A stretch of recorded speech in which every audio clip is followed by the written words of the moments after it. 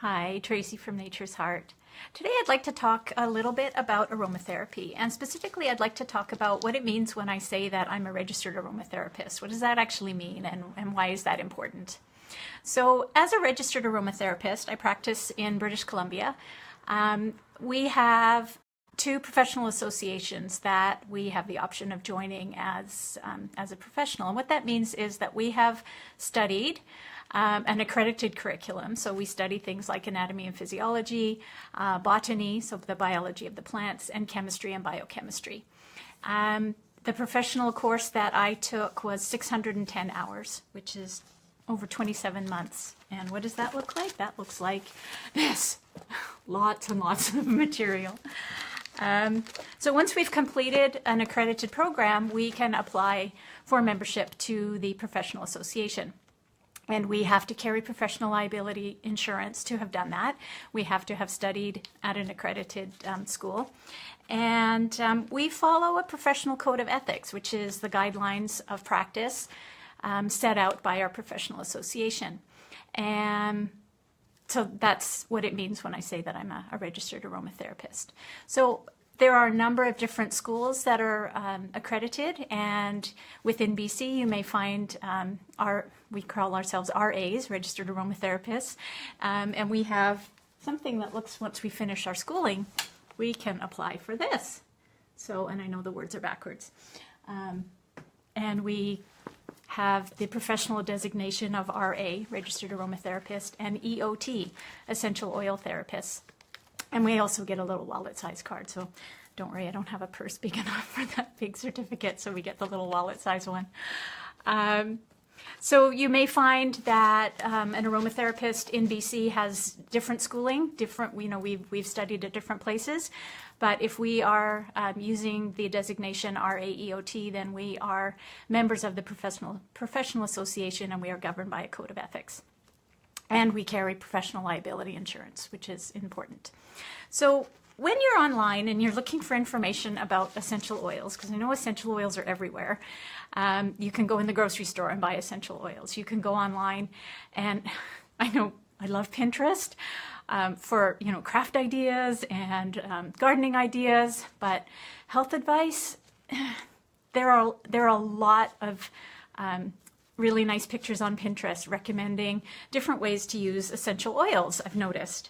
And some of them might be good. Some of them, for me as a professional, look pretty scary. As I said, my training and my experience has given me some more greater depth of knowledge around what essential oils are and how they work and how they can affect our body positively, and anything that has the ability to affect our health positively also has the ability to cause harm if it's not used appropriately and safely. So safety has become a really big and really important part of my practice, and educating people around safe aromatherapy use and safe essential oil use has become a really key component to what I do. Yesterday I was at a networking event, and I was asked a question about essential oil use. I was specifically asked about ingestion, which I'll come back to. And it just got me thinking about how it's really hard to find credible and reliable information and to really understand where that information is coming from. So I just wanted to talk a little bit about scope of practice for a professional aromatherapist. And I use the term professional aromatherapist because every jurisdiction, every country, every province has different training and different guidelines. So as I said, in BC, we have our two professional associations. We also have the Canadian Federation of Aromatherapists, the CFA.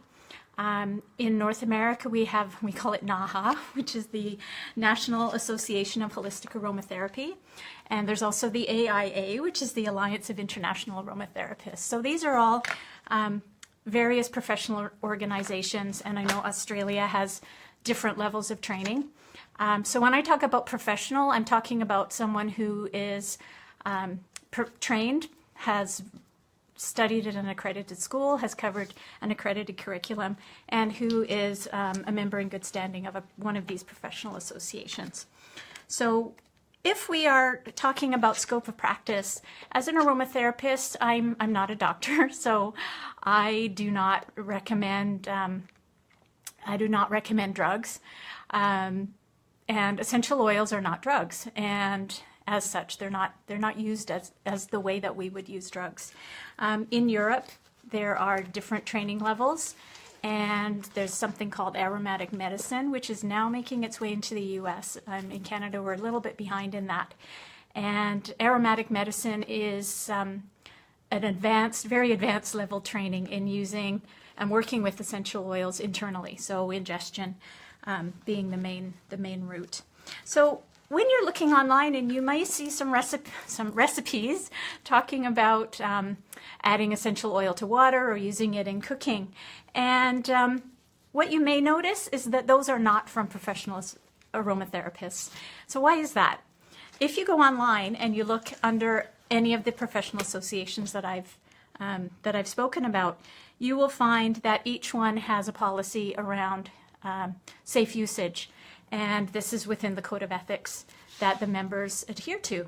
So the CFA, the Canadian Federation of Aromatherapists, says they do not recommend or condone the ingestion of any essential oil in any manner. The NAHA, the North American one, says do not use essential oils internally unless trained in doing so, and it provides a link to some of their accredited schools. The AIA says respect the law and avoid unethical or illegal practices, and to work within our scope of practice. So scope of practice is really important. In Canada, we are not licensed. We belong to a professional association, but the licensing, it's not really regulated by the government. So we are bound by this code of ethics. And it means that we have to work within our scope of practice. I'm not a massage therapist. I don't do body work. I'm not licensed to do body work. Some aromatherapists are licensed massage therapists, and then they are able to do that kind of body work.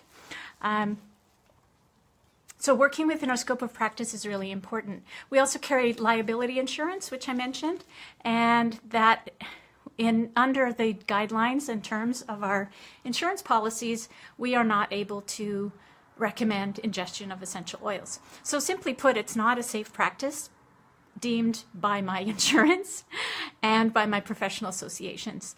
So that is why when you're online, you will not see a professional aromatherapist recommend drinking or internal use of essential oils. So I just wanted to clarify that. There are a whole bunch of reasons why. I simply distill it down to scope of practice. There are a number of reasons why it's not recommended. I could talk about dilution. I could talk about solubilization and the disbursement. I could talk about the individual chemical constituents of some of the essential oils. But simply put, it just comes down to scope of practice and us needing to work within our legal scope of practice. So what does that mean if you're wanting to find credible information online? How do you do that? Most of the professional associations have a search option, and you can go in and it'll say find an aromatherapist. Click on that and type in your region, and it will give you a list of all of the professional qualified trained aromatherapists in your area. And I have had people find me and email me or call me and ask me questions that way. So that's a really good way to know that you are getting information that you can trust, and that you're getting information that is reliable and credible. And you're talking about your health and your body and possibly your family or your children. So it's important to have all of the information that you can to make an informed choice. And that really is what it comes down to. So I wanted to talk about what it means to be a professional aromatherapist and what that means for consumers, because that's really what it comes down to. How can we, as professionals, how can we help consumers find safe and appropriate information on using essential oils? And my recommendation is to always find a professional, and they have the training and the experience to be able to give you the help and support that you need in helping your body to heal. So thanks for watching. Bye for now.